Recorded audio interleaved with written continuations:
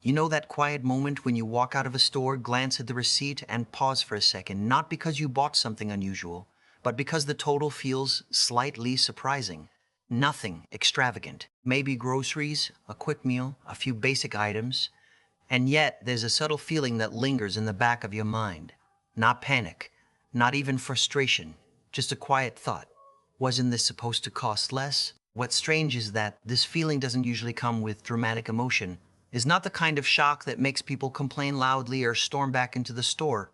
It's quieter than that, almost like your brain is slowly adjusting to something it hasn't fully processed yet. And if you mention it to someone, the reaction is often predictable.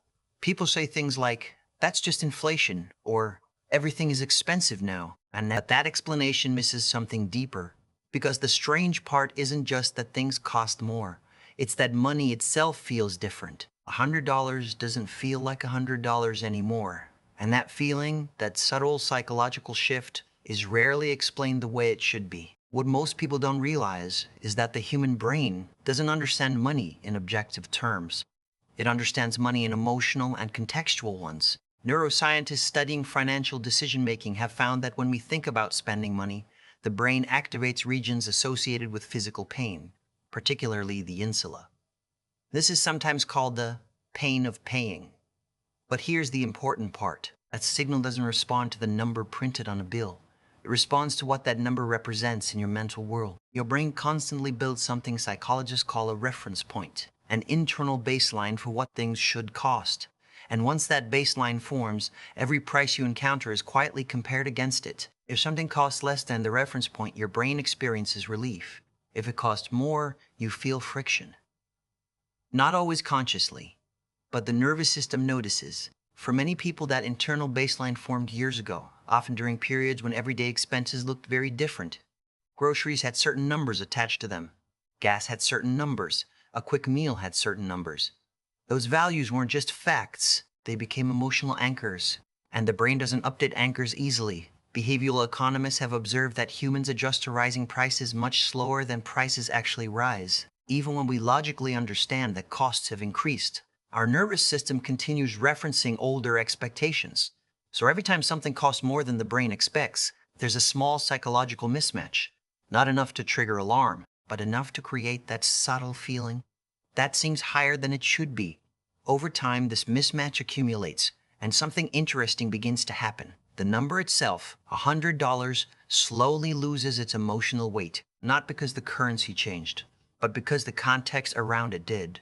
A number that once represented a large purchase may now represent a routine one. Your brain notices the shift, but it hasn't fully rewritten the meaning of the number yet.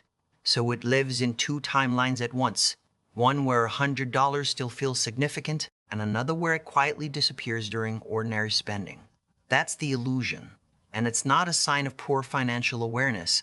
It's simply how the brain processes value. Most of our relationship with money was shaped long before we consciously thought about economics, often during childhood. When we watched adults talk about money, when we overheard phrases like, "That's too expensive," or "That's a lot of money," when certain numbers carried emotional weight in the household. Those early signals help build our internal scale of value, not logically, but neurologically. And once that scale forms, the brain treats it as a reference map for the future. The world can change dramatically. Prices can double.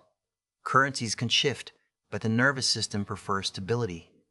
So instead of instantly recalibrating, it slowly stretches the old map to fit the new terrain. Some people adapt quickly.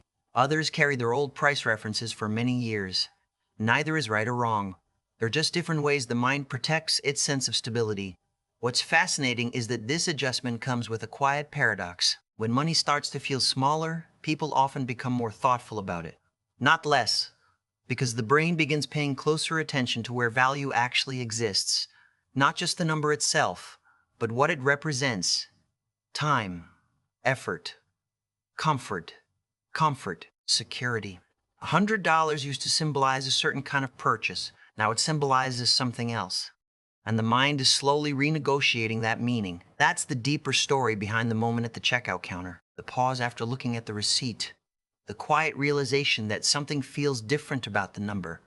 It isn't just economics, it's psychology. And if you've noticed that shift, It doesn't mean you're out of touch with reality. It means your brain is doing exactly what it evolved to do, protecting the internal map that helps you understand the world, even as the world quietly redraws the numbers on it. And if this realization felt strangely familiar, there's another pattern hidden in how people think about money. One that explains why some purchases feel heavier than others, even when the price is exactly the same. Most people never notice it until someone points it out.